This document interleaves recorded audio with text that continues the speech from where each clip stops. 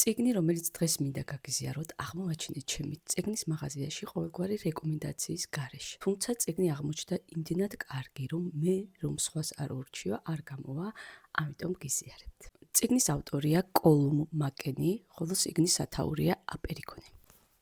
თავად სიტყვა აპერიგონი ნიშნავს მრავალ კუთხეთს, რომელსაც თეორიულად შესაძლებელია ჰქონდეს უამრავი და უსასრულო რაოდენობის გვერდი. ეს სათაური ზუსტად გამოხატავს იმ ამბავს და იმ თემას, რასაც ეს წიგნი აღწერს, კონკრეტულად კი ისრაელ-პალესტინის ომს და კონფლიქტს. წიგნში თქვენ გაეცნობით ორ მამას, რომელსაც ზუსტად ამ კონფლიქტის წყალობით ეღუპებათ ქალიშვილები, მაგრამ ეს ამბავი მათ ხელს არ უშლით ეცადონ და იპოვნონ შერიგების გზები. თავად ავტორის წერის სტილი, ადამიანებისადმი ემპათია, წვრილმანი ამბები, რომლებიც საერთო ჯამში მთლიან სურათს ქმნის, ხდის ამ წიგნს განსაკუთრებულს, დაუვიწყარს და ძალიან ემოციურს. მოკლედ, ყველას გირჩევთ ამ განსაკუთრებულ წიგნს, წაიკითხეთ, ისიამოვნეთ და გამიზიარეთ შთაბეჭდილებებით დროებით.